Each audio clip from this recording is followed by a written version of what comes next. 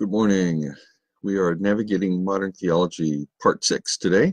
Let's hope the internet stays true and we are able to do this lesson in one shot.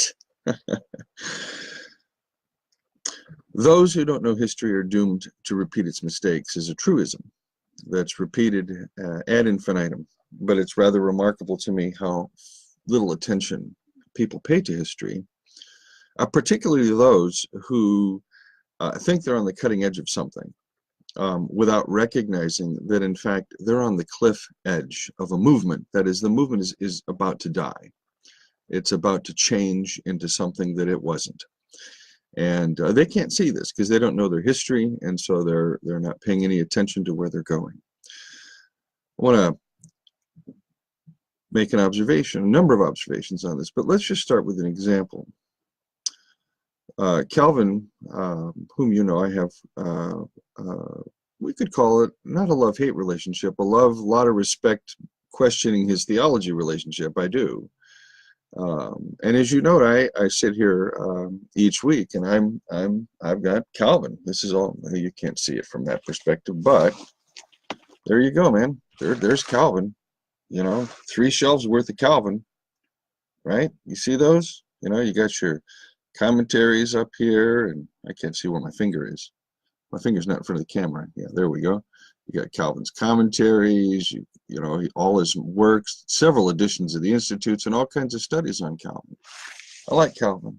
I do. I think it's important to know the geniuses of Western history, what they forged. And I really don't give much truck to people that sit and criticize Calvin. They don't read him. They don't read him, you know, and they're criticizing straw men most of the time out there on the internet. It's terrible. It's absolutely terrible. But Calvin wrote his first edition of the Institutes in 1536 as a young man, and it went through 5 revisions, and up to and including the 1559 edition. And all the editions are different. You can see Calvin changing all through these editions as he's starting to engage various groups that are arising. The shift, for example, between 1536 and the second edition of 1539 is due to his engagement with the Anabaptists. And that's when the structure of the Institutes changes. And Calvin recognizes the need to use the Trinitarian plus church format of the Nicene Creed because of his engagement with the Anabaptists, who were, as far as most were concerned, were outside the framework of the Nicene Creed, and thus the church universal. And they probably were. To be absolutely straight up honest with you, they probably were. The Anabaptist tradition has not produced very many good theologians in its 500-year history. It just hasn't. It doesn't really do theology. In fact, it never really had seminaries until the 20th century. I mean, you wanted to be a preacher, you were picked by lot, straw, you know, and if you got the short straw, you were the preacher. That's the way it was. I mean, even until today, and I met a guy since living here in Lancaster that was selected by straw to be their preacher, and he was crushed because he didn't know the Bible, you know, but he got selected by God. At any rate, the point is that Calvin changes through his lifetime. And you can trace those changes, and you can see the immense importance Calvin puts on grace. Those that think Calvin's legalistic, they really don't get it. They have no idea what a great writer on grace Calvin is, and how all doctrines for Calvin function to protect the doctrine of grace. His greatest exponent and student and critic would do the exact same thing, and that's Karl Barth. Because grace is absolutely essential to the Reformed tradition. The so-called grace movement that arose in South Africa, you know, Andre Rabba and Francois du Toit and all these grace movement people, remember, South Africa's Calvinist. And what they're really doing is kind of reclaiming that part of Calvin. But of course, they don't read Calvin, so they don't know this, so they just criticize Calvin. But they don't get it. If you don't know history, you're doomed to repeat its mistakes. So they're just reacting right out of their culture, you know, the South Africans, and they're trying to to take the best part of Calvin, but they don't like Calvinism. Now, why is that? Well, it's pretty easy to trace. When Calvin dies in the early 1560s, his school is headed up by his successor, Theodore Beza. And Theodore Beza was of a different stripe than Calvin, and what he did was he wanted to, let's say, systematize Calvin's thinking. And what he did was he took the doctrine of election and he put it right at the head of the system. And everything worked out there logically from the doctrine of election. You see, Calvin never made that move. For Calvin, when you look at the institutes, you have Book 1, the Father, Book 2, the Son, Book 3, the Spirit, Book 4, the Church. Book 1 also has the doctrine of providence under the doctrine of God. Okay? It has special grace and general grace and all these kinds of things.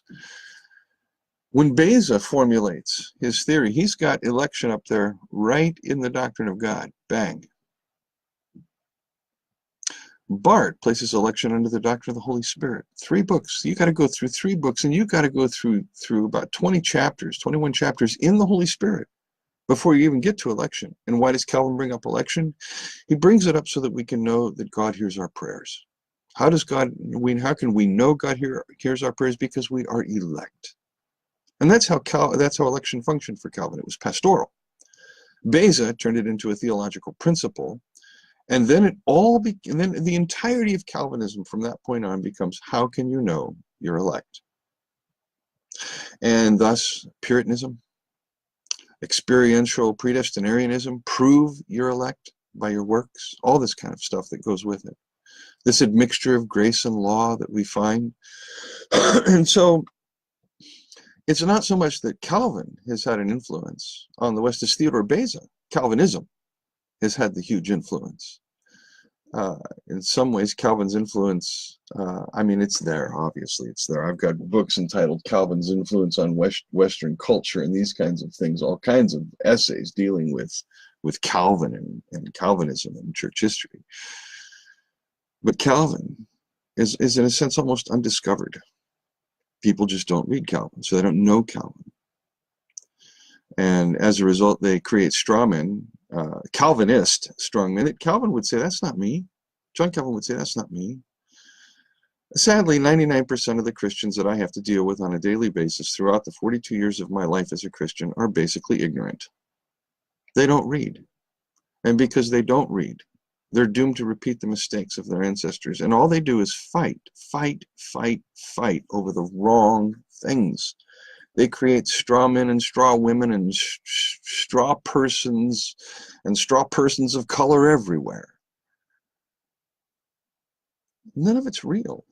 This is the important thing you've got to understand. If you want to navigate theology and biblical studies, if that's your goal, if you want to learn how to have a reasonable, rational, and articulate response to all the nonsense that's being played out right now globally, but particularly here in the United States, you need to read. There's a humility that comes with reading because one recognizes that one cannot know everything. Okay? And so when you learn to read, if you're going to read on a subject, I really should do a whole talk on this. This is way off topic where I want to go today about history and repeating the mistakes of history and where we're at today and why we got to where we're at. And that's where we're going to go here shortly. But when you read, you want to read benchmark studies. You want to read the best piece of literature that's out there that is recognized by the scholarly guild to be a landmark study. So for example, okay, I'm just going to turn my thing here for a second, okay? So let's say I wanted to read a biography of Calvin. Well, I've gone out and I've collected, let's see, I've got T.H.L. Parker's biography, which is an excellent one. I've got William Boosma's, which is excellent also. I know I have Alistair McGrath's here somewhere.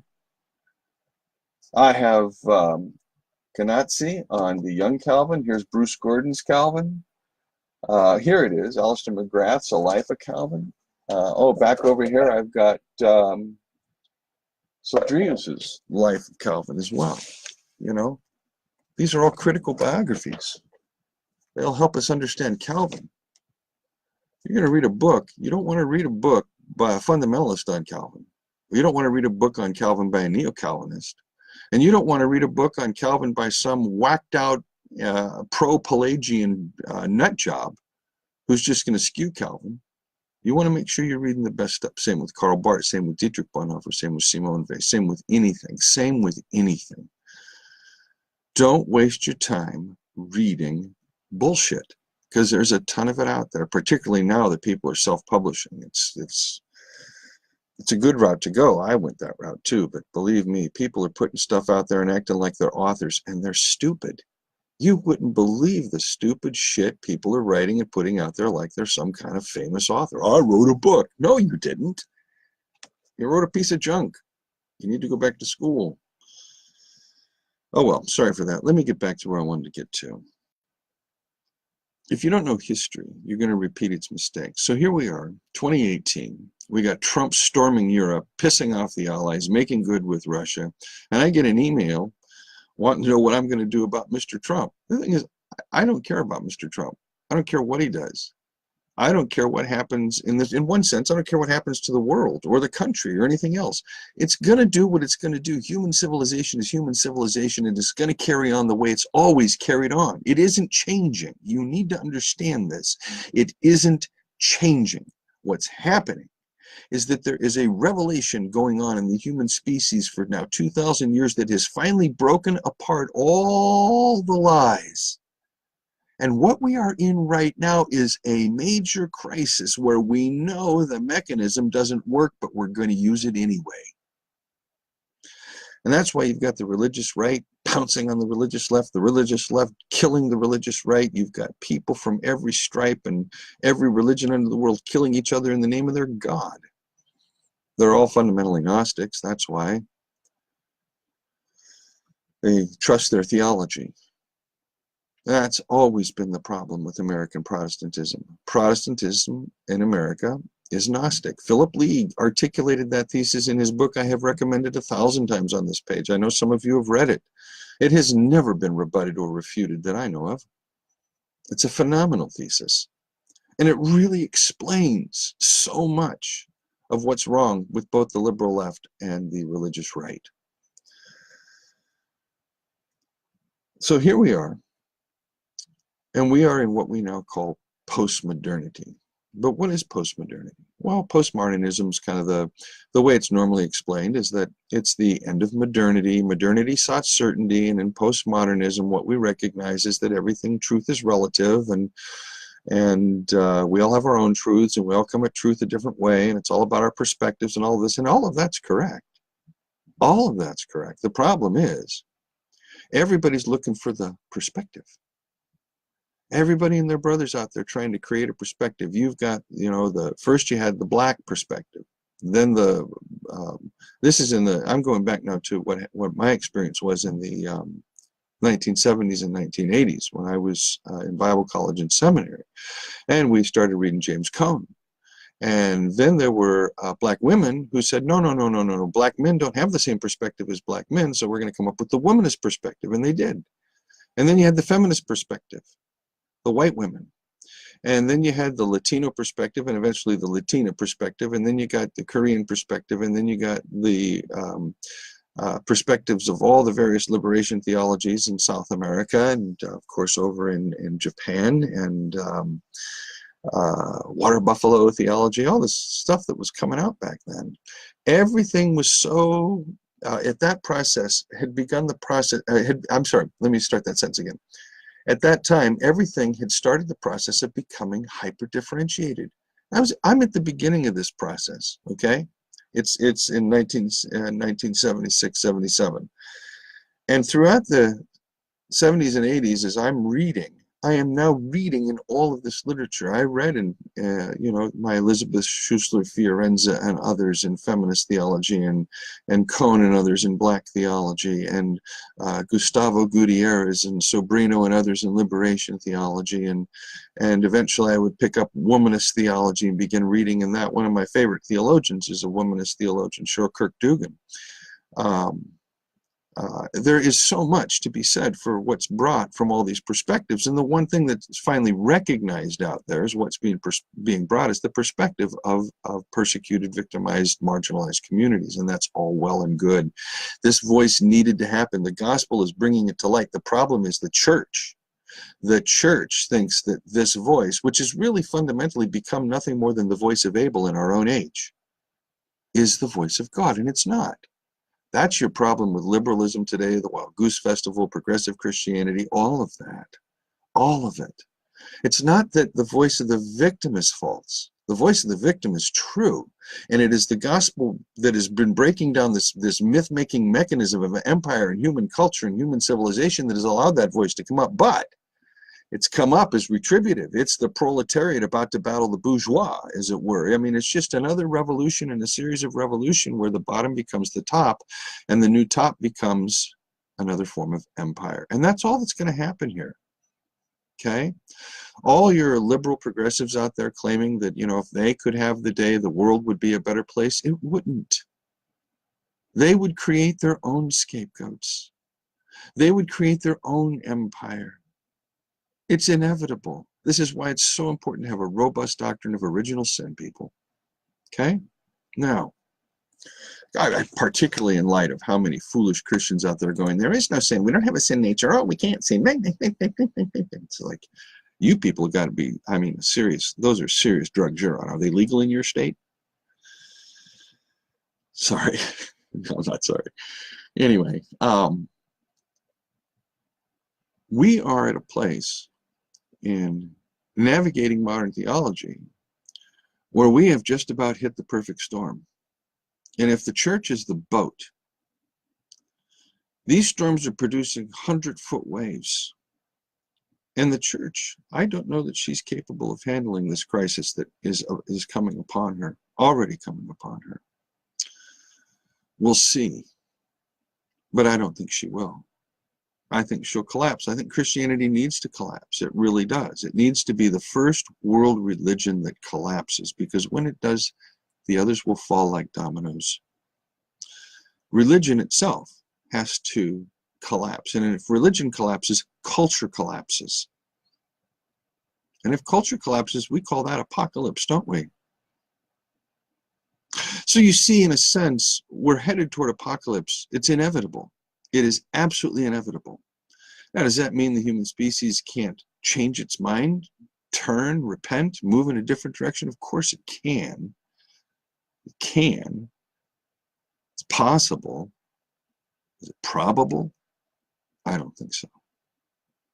I think the human species is, as Luther noted, has a heart turned in on itself. Cor curvum in se. Heart turned in on itself. And yeah, are there good people? Yeah, there are a lot of good people. Well, most people are good people. I mean, the fact is, if you're nice to somebody, they're nice to you, right? If you're kind to somebody, they're kind to you. If you smile at somebody, they tend to smile at you. It's all mimetic. Don't you get it?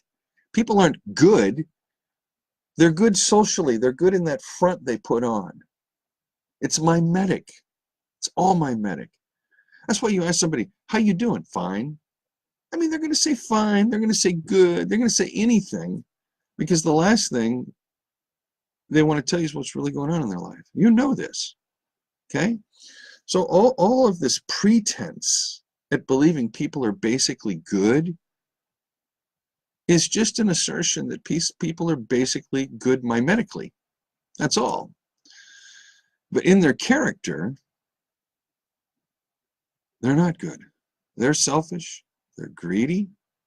They're turned in on themselves at every point. They're self-centered. The human species is incredibly self-centered.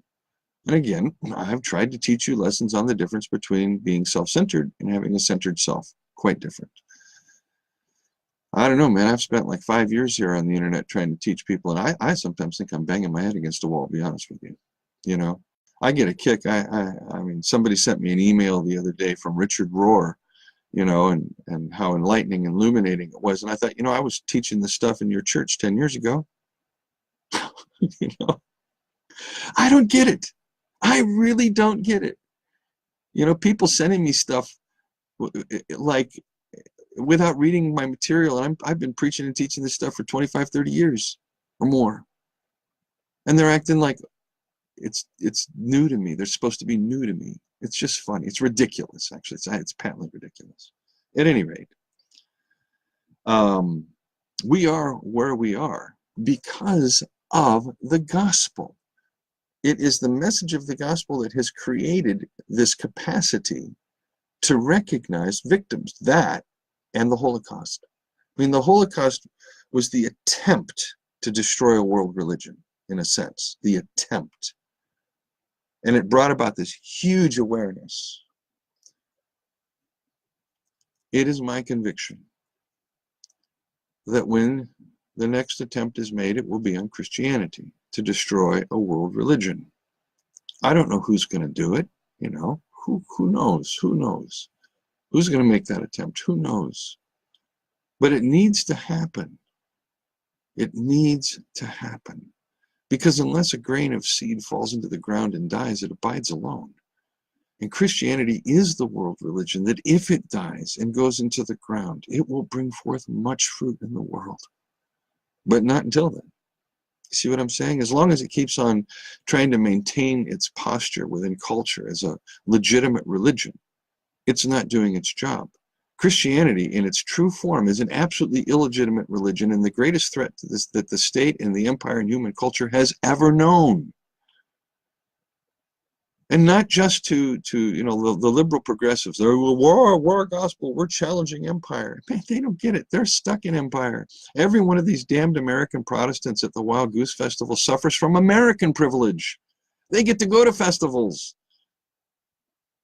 Think about all the people around the world that don't. All these liberal progressives in their homes and their air conditioning, going out to meals at their favorite restaurants, and all the while marching and protesting while they pay their bills and live their cozy lives. American privilege. But don't tell them that. Don't tell them that.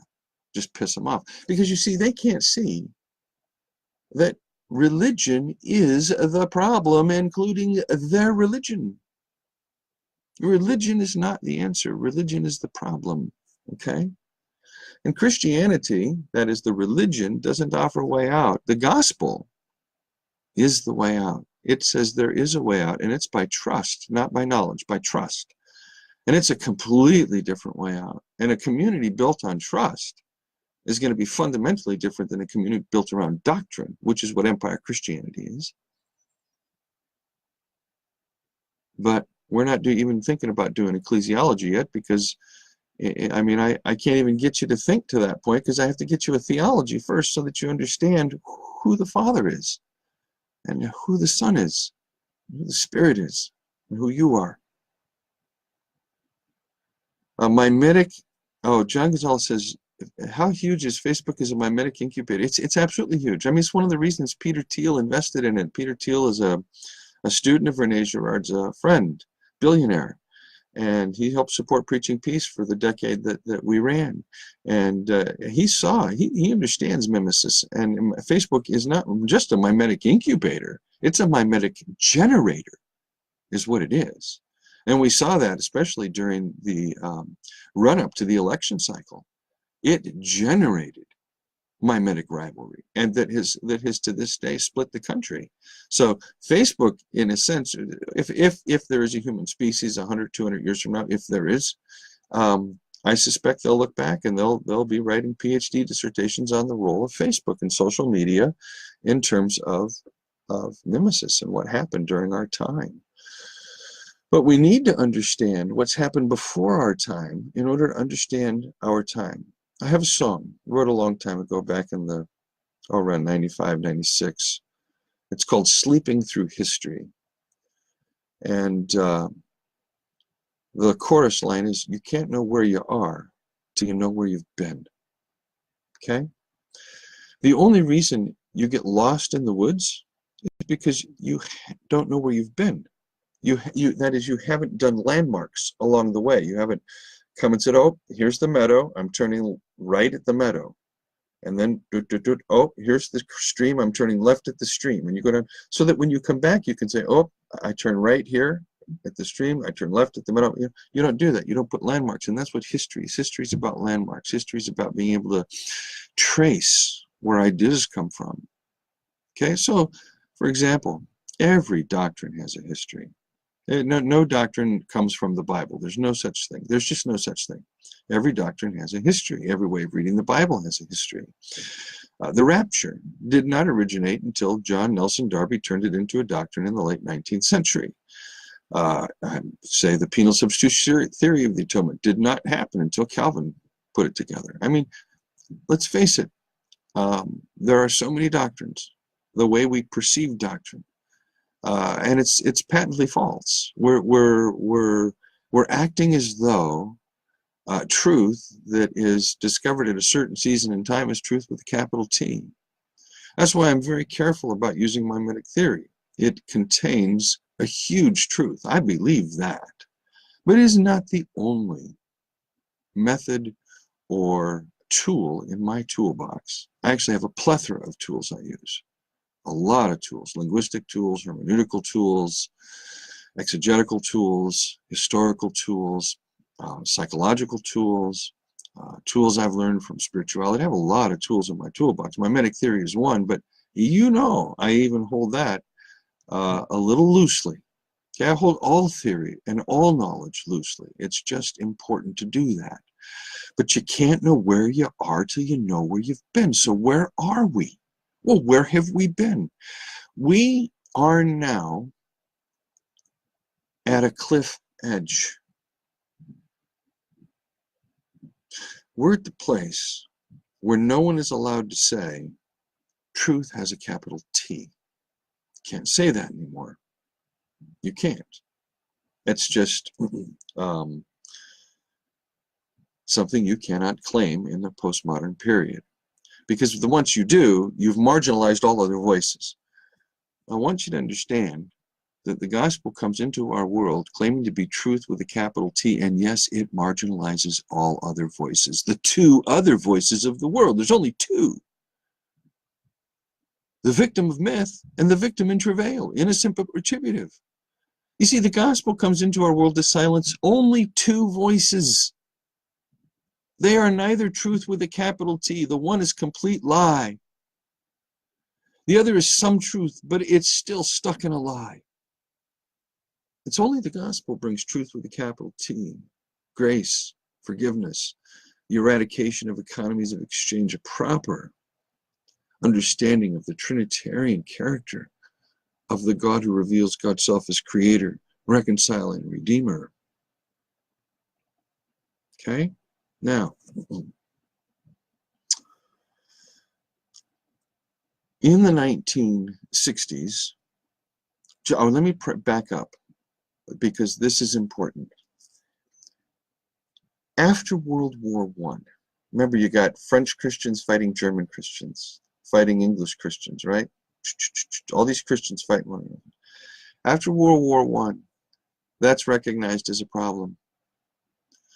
God isn't Lutheran, he's not Anglican, he's not French Reformed or whatever. It just doesn't work that way. And so that's when the concept of the ecumenical movement arose. And the World Council of Churches would be developed at that time. And there's a lot of very good stuff that has come out of the World Council of Churches in the 20th century. It has sadly become a shadow of its own former glory. It's really nothing anymore, partly because, as we'll talk about in a moment, inter-religious dialogue, that is Christian to Christian dialogue, is now turned into intra-religious dialogue turned into inter-religious dialogue. Now it's Christian, Muslim, Christian, Jew, Jew, Muslim, blah, blah, blah, blah, blah. Christians don't seem to have much interest in talking to one another anymore. What's happened in America coming up to the 1960s is this ecumenical movement began to produce a kind of a coming together of the traditions in global traditions, global Christian traditions that tended to be moderate to liberal. The fundamentalists, of course, would never join. The evangelicals really did not start until the 1950s, and the World Council of Churches was already on the scene. And the WCC immediately became the boogeyman for the evangelicals. It was liberal, you know. And I mean, in one sense, they're correct, but in another, they're completely wrong. They never actually paid attention to what the WCC was doing. And it had a number of different arms, faith and life and works and different things. I mean, they did some very, very good and important work. But in the 1960s, the ecumenical movement had a party crasher, the Death of God movement. And that party crasher came in with the resurgence and the discovery of Nietzsche, the Death of God theologians, John A.T. Robinson, Gabriel Vahanian, Paul Van Buren. I mean, I read all these guys at that time. It was an amazing time in the 70s to be reading this stuff from the 60s. It's only a decade old, you know, or so. And then, of course, boom, on top of that comes this radical thinking based upon, comes from Moltmann, but which comes from Bart Bonhoeffer, of liberation theology in South America. And the so-called dialogue that began happening in the 70s with communism, the political theory of communism and Marxism, in particular Marx. And so there are tons and tons of books published in so-called Christian Marxist dialogue. And I enjoyed reading the European Czech thinkers on that. But you had all this Christian Marxist dialogue. You had this Death of God movement, okay? And now you come up to 1980, okay? Globally, think about 1980, if you were alive then. If you weren't, read your history, okay? Ronald Reagan's about to become president. The moral majority has started here in the States, okay? You also have a liberal backlash beginning to form in this country in the mainline churches, because the mainline churches now are beginning to come out rather strongly in denial of key components of the so-called Christian faith, various views of the atonement, various views of Scripture, the doctrine of the Trinity, all these things. And now you have the opening salvo in the split, the Protestant split, that has literally affected the planet, even Catholicism. Because also in the 1970s is the rise of the so-called charismatic Catholic movement. And we have to talk about the rise of the charismatic movement in the 70s and the taking over of media by the conservatives. The liberals were so silly. They missed this boat big time. It was the fundamentalists took radio. They took radio in the 1940s and 50s, and they took television in the 60s and 70s. The liberals have never caught up. They've never glommed onto the function of media. Instead, they ended up dominating the universities, thinking they could educate the bullshit out of people without realizing they were just importing other new bullshit. Or exporting, I should say. At any rate, in 1980, you had this bubbling cauldron of various ingredients. Again, liberation theology, feminist theology, theologies of persons of color beginning to emerge, political theologies, Christian Marxist dialogue. All this is right there at the cusp of 1980 as Ronald Reagan and Margaret Thatcher come on the scene. And there is a battle. And it will go right on through until our own time, where it is now at a fever pitch. We are experiencing the theological backlash goes back to the 1980s, which goes back to the 1960s, which goes back to the formation of the World Council of Churches, which goes back to the question related to World War I, which goes back to the problem of liberal theology and in Europe and Protestant Orthodoxy, which goes back. You see, there's a chain here. What's happening is that Protestantism is becoming a failure. It can't hold itself together. It can't agree on anything. And the WCC is an attempt to kind of bring the churches together to kind of, let's agree, this is who we are, this is our identity, okay? And they did use the Nicene Creed properly. I have to give them that much. They did do that. But when the evangelicals refused to come on board and they turned the WCC into a boogeyman, And at that same time, this emerging cauldron of voices is emerging. You have simply the perfect setup for where we're at today. Because this split that will emerge at this time, this rift, this chasm, this abyss, will spill over into Catholicism and into Orthodoxy and into Anabaptism and into everything else, because Protestantism, as a failure to interpret the biblical text, instead, both sides of Protestantism, liberal and conservative, end up going back to the text for law. That is, they're looking for the ethic in the text, the right ethics. What is the ethic of the text? And neither side, neither the religious right nor the liberal progressive left, is interested at all in listening to the gospel, which is about God, which means it's about theology first, ethics second. You can't do ethics first in a Protestant framework. You can't do it. And yet it's being attempted right and left today in 99% of American Protestant Christianity. And all that you end up with is an ethics that has an economy of exchange in it. And it doesn't matter where it is. So for example, and I think I mentioned this last week, remember how the Gospel of Luke opens the first 4 verses with that perfect Greek? And then you get the Septuagint Greek in the birth narrative. And then in chapter 3, you shift to Koine. Okay? And in the birth narratives, chapters 1 and 2, you have all this talk of the high shall be lowered, the low shall be made mighty, the poor shall be made rich, and the rich poor, and all that stuff. That's all economy of exchange eschatology. That's all it is. God will make sure that, you get your justice in the end. God will be you, and Miroslav Volf bought into this in his Exclusion and Embrace and in his thinking. That was where he was at the time. I don't know if he's still there, but there's still an economy of exchange, because we humans, for all of the bullshit we claim about solidarity, we still want to be individuated at the judgment. Isn't that interesting? The lie of modernity, the lie of the individual, still in liberal theology can be found in their eschatology. That's why I just find it to be a crock of crap when the liberal progressives are using the birth narratives and using the prophets as though that's the gospel. It's not. That's precisely what doesn't happen in Luke. You don't have the rich being poor and the poor being made rich in the Gospel of Luke or the book of Acts or church history. It doesn't happen. That's not the gospel. The gospel is not about money. We don't get this. Money is empire. Money is attached to empire. It's all about empire. It's all about valuation and how we value things. And all of that is false. It's all false. Look, I like money as much as the next person because it can pay the bills, okay? But that's all it's worth. That's all it's worth. That's all it does. It doesn't mean anything. Having more doesn't mean I'm loved more. Having less doesn't mean I'm loved less. It's not about that. It's not about positions of power. It's not this whole concept of God blessing and cursing.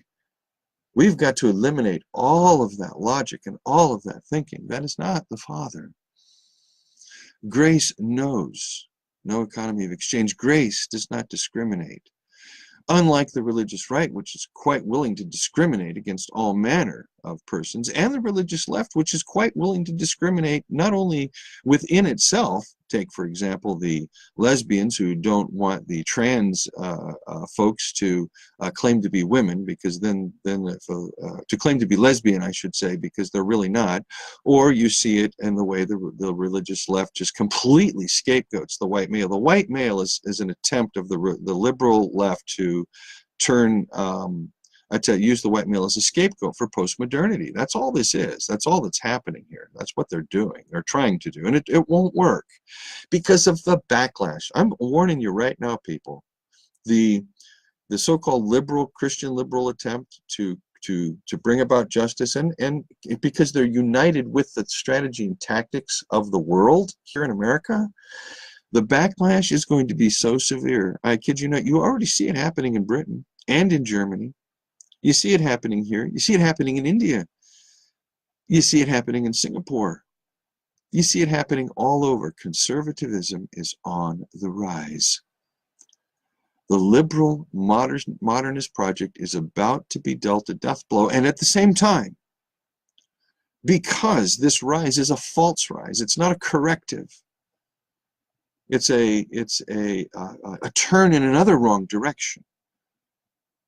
That will produce another series of mimetic rivalries on a global scale I don't know that we're prepared to handle. I frankly don't. And it's not that I'm a pessimist, it's that I'm a realist. I look at history, I look at the present existential situation, and I forecast. It's kind of like watching charts, you know? When you're trading, you forecast. Is it going up or down? Is it going to retrace? Is it going to hit the worst? What's it going to do? You can do the same thing with history.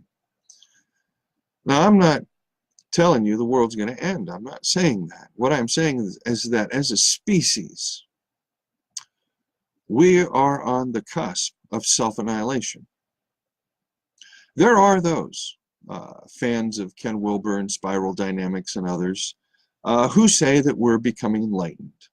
There are those who claim that we're in the age of a great awakening. There are those who claim God is doing a new thing every day because he forgets what he did the day before because God suffers from some sort of dementia. Everybody wants their thing to be the new thing. Everybody wants their key to be the key to knowledge. Okay, fine. You can go spend your life searching for the key to knowledge, and then you know what you're going to find out? There's no lock.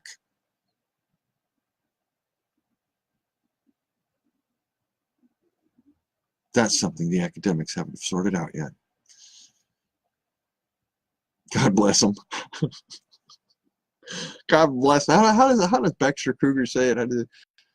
What's that phrase? God bless her heart or something. You know, it's used sarcastically. It's great, but Baxter says it in such a perfect way. Anyway, I like Baxter. Okay, so let's carry on. The 1980s also began to produce two other phenomena. The first was what I would call I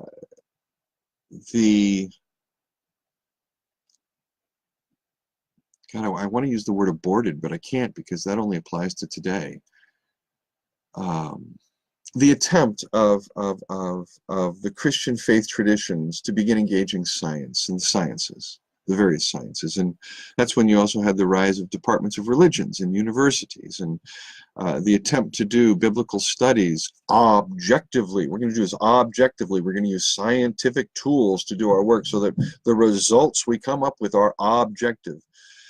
And of course, the standard response that I found amongst those who felt that the liberal critics were with their objective science, you know, as an evangelical, I used to have a professor, a great evangelical, he would read these critics and he would say, doesn't convince, doesn't convince. I mean, it's just like, okay, why not? Well, it just doesn't. It's like, okay, why not? Well, it just doesn't. It's like, no, that doesn't work for me. But he was right often. It doesn't convince.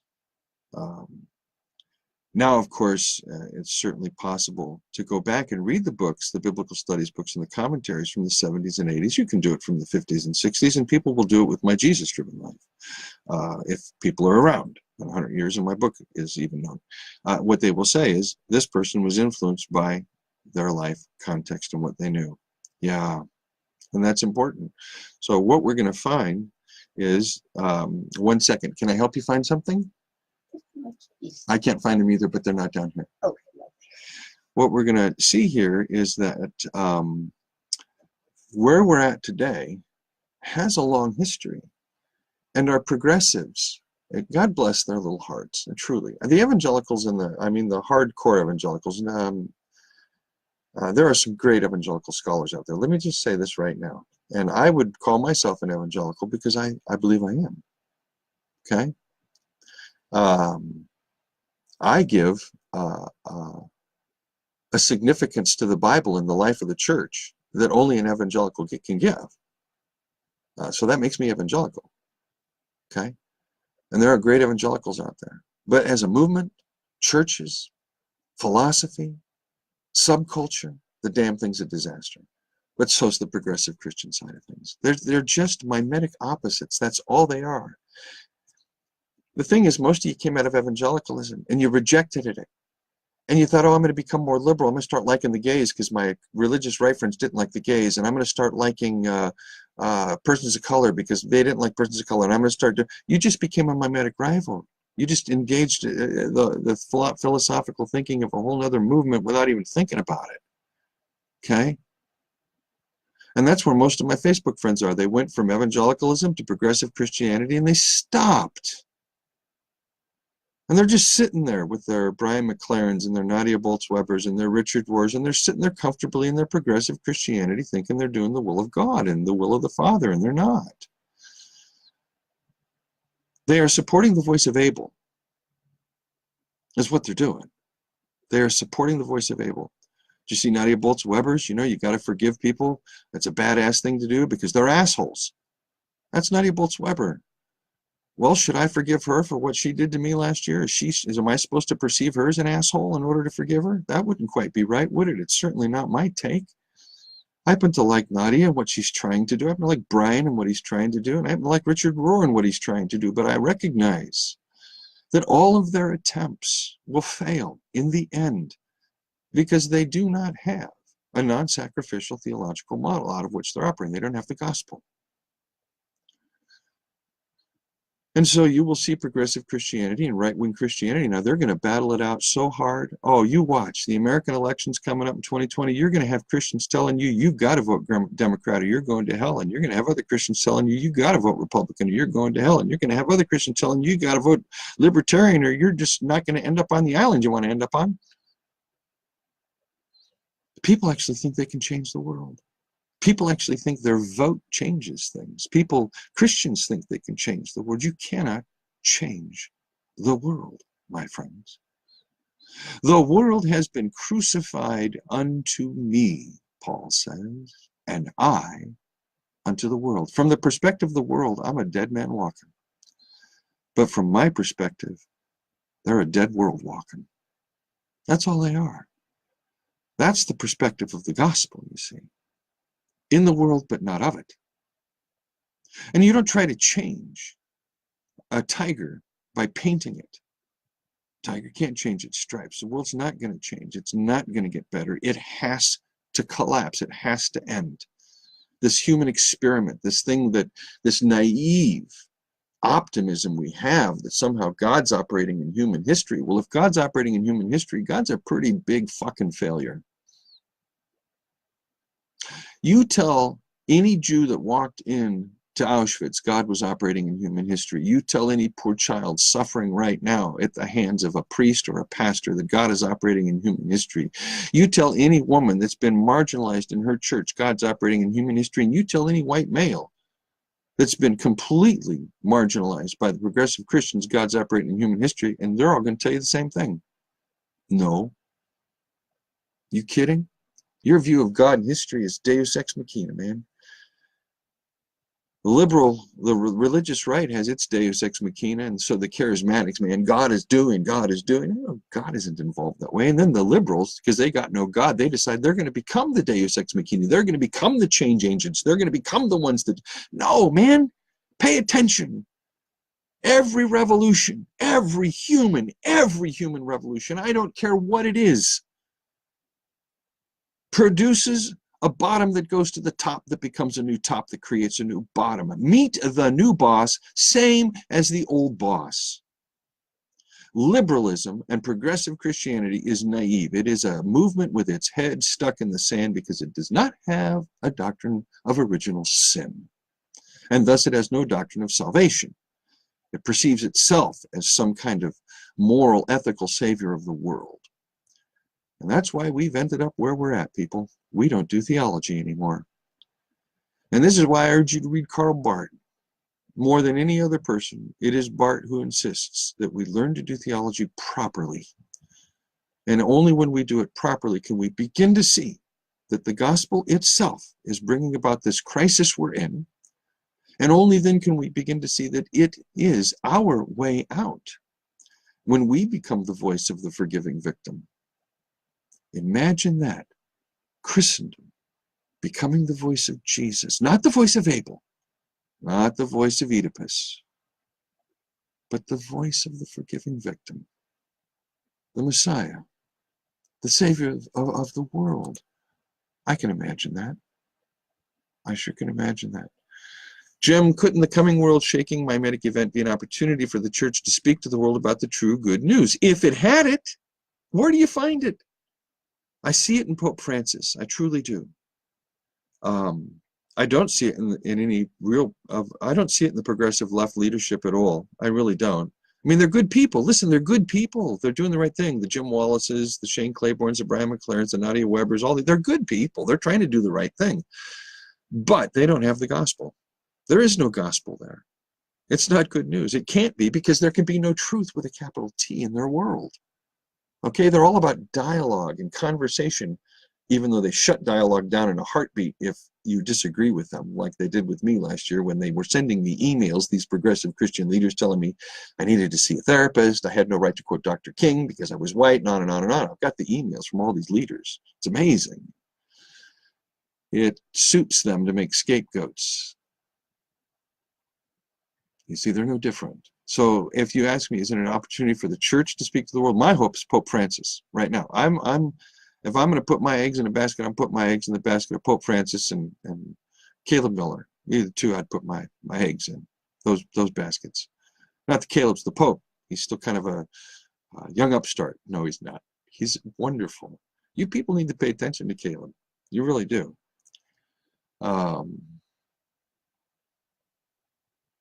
Caleb gets it. Maybe Father's house in Fort Collins gets it, you know. But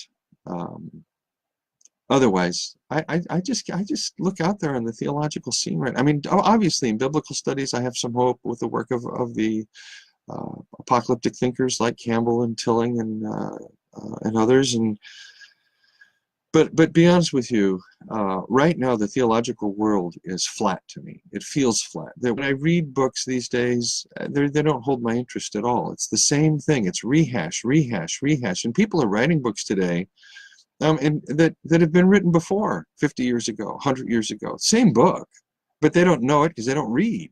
They don't read history, you know.